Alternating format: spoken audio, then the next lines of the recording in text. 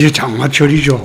원래 장마는 길지 않을 것으로 보여지네요. 그러나 물난리는 참 아무리 조심해도 지나치지 않는다. 그런 생각으로 대처를 해야 될 겁니다. 오늘 말씀드릴 것은 세 가지입니다. 첫째, 국민의힘 당내 징계는 그것은 당 질서 확립이다. 만약 이번에 징계하지 않으면 다음 총선에서 대혼란이 일어날 겁니다. 범죄로 제명된 후보를 돕기 위해서 부산 북갑에 가서 시시덕거리고 치킨 파티하고 그리고 같이 돌아다니고 거기에 이야기 들어보니까 한 달짜리 방 얻어갖고 설친 사람도 있더라고요. 그래서 그런 거를 그대로 두면 자당 후보가 있는데 어떻게 그게 범죄로 제명된 후보를 돕는다고 그렇게 설치는지 나는 그거 참 이해하기 어렵다. 제가 2020년도 총선입니까? 그때 대구에 무소속 출마했을 때 그때는 중앙당 지시로 대구시당뿐만 아니라 대구 시의 전 국회의원들이 자기들이야 이미 그 대구는 선출직이라기보다 치명직이니까 당선됐기 때문에 사실상 그 수성을에 집중을 했죠. 당원들도 거리 보내고. 그래서 무소속으로 나갔던 저를 떨어뜨리기 위해서 대구시당뿐만 아니라 중앙당이 거기에 지원 유세까지 다 왔어요. 총력전을 폈어요. 그래도 내 선거 끝나고 난 뒤에 대구 국회의원들한테 서운하게 생각 안 했습니다. 그건 조직 원리이기 때문에. 조직에서 후보를 선정한 사람, 그 사람 도와주는 거는 그는 정당의 기본 원리입니다. 그래서 이번 부산 북갑 같은 경우에 내가 보면서 저렇게 놔두면 나중에 내후년 총선 때 어떻게 하려고 해요? 거기도 경쟁하다가 탈당하고 무소속 출마하고 그래 할 건데 그때마다 당원신분을 가지고 또는 당원신분을 가진 국회의원들이 친소관계를 또는 같은 계파라고 우르르 몰려가서 정당에서 추천을 후보를 배제하고 도와준다면 그 당 되겠습니까? 그 당은 안 되는 거죠. 당대표를 비판하는 사람들에 대해서 제명하려고 덤비는 걸 또는 징계하려고 덤비는 거 그거는 난센스입니다. 민주정당입니다. 당대표 비판할 수 있죠. 좀 과도하게 비판하는 사람들은 결국은 그것이 자기한테 돌아갑니다. 다음 총선 때 자기한테 그게 부메랑이 돌아갑니다. 그게 민주정당의 기본 원리입니다. 그래서 이번에 국민의힘에서 징계를 못하면 장동혁 대표는 허수아비가 되는 거예요. 있으나 마나한 사람이 되고. 그래서 장동혁이를 위해서 징계하는 게 아니고 당의 존립과 질서 확립을 위해서 누가 당대표가 되더라도 그런 짓을 두 번 다시 해서는 안 된다. 그래서 징계는 반드시 이루어져야 하고 주동자는 제명해야 되겠죠. 국회의원 108명이 있으나 그리고 100명이 있으나 개헌 저지선만 있으면 돼요. 8명 이내에만 똘똘 뭉치면 100명만 뭉치면 개헌 저지선만 뭉치면 되니까 거기에 눈치 보지 말고 당권 정지도 한 2년 정도 해야 될 거예요. 그냥 경고하고 이럴 바에는 아예 징계라는 말이 나오지 말았어야죠. 그래서 엄격히 당의 질서를 좀 확립해 줬으면 한다. 그게 첫째고 두 번째는 국방부에서 지금 추진하고 있는 상군상한학교 통합은 이거는 국방개혁이 아니고 국방개악이다. 이건 해서는 안 돼요. 현대전의 특성은 공군이 가장 큰 역할을 합니다. 이번 이란 전쟁 보십시오. 모조리 폭격하고 미사일 부대 미사일 날리고 하는 거 다 공군 관할입니다. 물론 육군도 미사일은 있겠지만은 그러나 폭격하는 거는 공군이 주된 입니다. 그리고 해군은 해상 봉쇄를 하죠.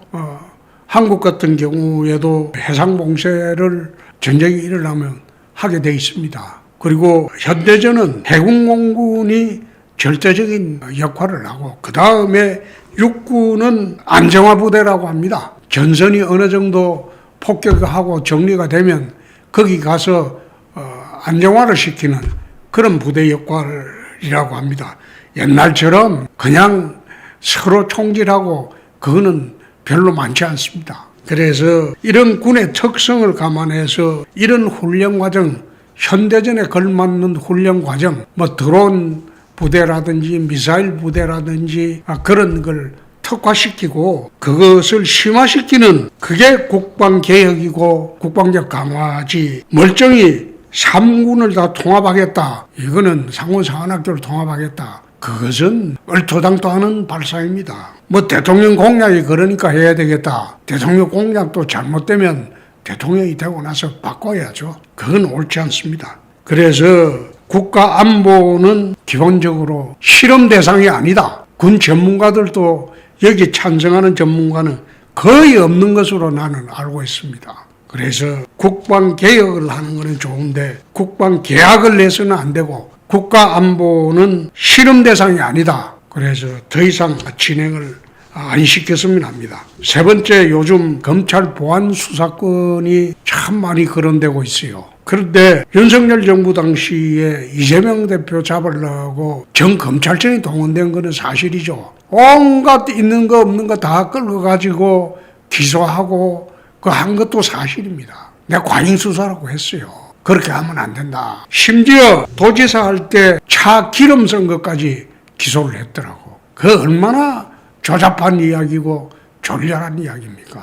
그래서 검찰을 이재명 정부가 들어와서 없애버린 거는 좋아요. 근데 그게 하나 큰 문제가 남았을 거예요. 검찰청이 아니라 공소청이 되어야 되는데 그 헌법에는 검찰총장으로 되어 있어요. 공소청장을 검찰총장으로 할 건가요? 그 검찰청이라고 이름 없앤 것도 나는 헌법에 위배된다고 봅니다. 그래서 그렇게 없애놔놓고 수사와 기소를 분리한다. 저도 원칙적으로 찬성합니다. 그러나 왜 보안수사권을 둬야 하느냐? 최근에 광주의 장윤기 살인사건의 예를 봐서라도 보안수사권이 없으면요, 그냥 사건이 묻혀버립니다. 경찰에서 수사를 해가지고 서류가 넘어왔는데 서류를 보니까 미비하고 그대로 기소하면 무죄가 날 것 같고, 보안수사권이 없으면 기소를 하든지 그 다음에 무혐의 처분을 하든지 둘 중에 하나를 해야 되는데 서류만 보고 할 수 없어요. 실제로 사건의 진상은 검찰에 가서 많이 달라지는 경우가 굉장히 많습니다. 그래서 보안수사권까지 폐지할 경우에는 범죄자 천국이 된다. 경찰 만능 시대가 되고 경찰이 사건을 초기에 뭉개버려도 밝힐 방법이 없다. 경찰이 사실 과거에는 사건 많이 뭉갰어요. 그래서 검찰이 유치장 감찰 가서 그 암장된 사건, 부당하게 뭉갠 사건, 그걸 전부 찾아냈죠. 보안수사권조차 없을 경우에는 그야말로 지능범죄, 그 다음에 대형 범죄, 이거 수사하기 어려울 겁니다. 그래서 사건 범위에서 보안수사권도 있어야 되고, 보안수사 과정에서 새로이 적발된 사건은 검찰 인지수사권도 할 수 있도록 해야 됩니다. 안 그러면 범죄가 사장돼요. 국민의 안전을 위해서라도 최소한의 장치로 이러한 형태의 보안수사권을 존치를 해야 됩니다. 그렇게 하지 않으면 나중에 민주당 일각에서는 문제 생기면 그때 보완하자 하는데 그렇지 않습니다. 국가의 제도라는 것은 사전에 문제가 생길 걸 예상하고 예방을 해야지. 나중에 문제 터지고 난 뒤에 그때 한번 생각해보자. 그건 말도 안 되는 소리죠. 살인자가 풀려나는 경우가, 보안수사권이 없는 바람에 풀려나는 경우가 왕왕 있습니다. 보안수사권이 있더라도 기껏해야 그게 10일에서 20일밖에 안 돼요. 보통 20일 정도죠. 20일 정도고 제한적입니다. 그래서 아무리 검찰에 대한 감정이 나빠가지고 국회에서, 민주당이 지배하는 국회에서 검찰 수사권을 박탈했다고 하더라도 나라를 위해서, 국민 안전을 위해서 보안 수사권만이라도 존치를 해야 되고, 그 과정에서 새롭게 발견되는 범죄는 검찰이 인지 수사를 추가로 할 수 있어야 한다. 오늘 이 말씀을 드립니다. 더운 여름 건강 조심하시기 바랍니다. 감사합니다.